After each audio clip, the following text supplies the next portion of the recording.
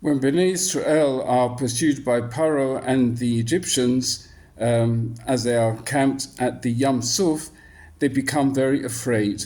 And Moshe tries to calm them down. Vayomer Moshe la'am. Moshe said to the people, Hisyatzvu, stand firm. Ru'es Yishuas Hashem. You'll see the salvation of Hashem. Asher yaseh lechem hayom.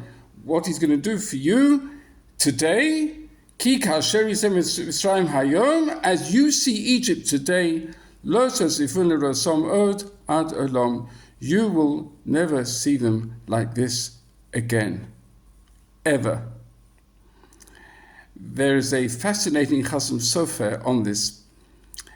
He says that it sounds like a prediction that as you see Egypt today, there'll never be a threat to you again in the future like this. But he says, in fact, it's a mitzvah, and Chazal say it is indeed a mitzvah that they're never to be afraid of the Egyptians again, they're never to go to Egypt, they're never to have interaction, and they won't have this pachad, this yirah, this fear that they have at this time. What's this doing here at this particular juncture? There are other places in the Torah where this idea that we're not to return to Egypt is brought out. So what is the point being made here? And he says something very interesting. He says, Bnei Israel were aware that when they left Mitzrayim, until a few days before they left Mitzrayim, they had no merit, they had no zchus. Why should they be taken out of Egypt? And then they had the mitzvahs of Milah, Adar Korban Pesach, and now they had the zchus, and they understood that. But now, with Paro and the Egyptians in hot pursuit, what merit do they have now? And this is the answer. That they have in mind this negative mitzvah of interaction with the Egyptians going forward. And he points out, it's brought elsewhere, that when one has in mind, for example, one sees a non-kosher animal, one has in mind, this animal is forbidden to me, I'm not allowed to eat it, it's not kosher. It's as if one performed a mitzvah, a positive mitzvah.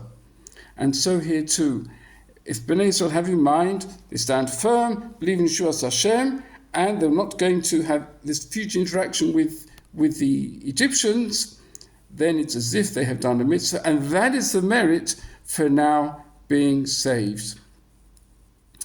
I just close with pointing out that the pasuk starts with the words, Vayomer Moshe el ha'am.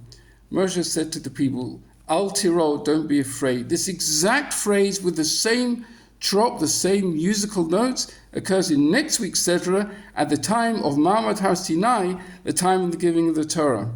And these were two different kinds of fear. Here, this was a fear from the enemy, and there it was a fear of HaKadosh Baruch Hu being overawed, and therefore they were holding back.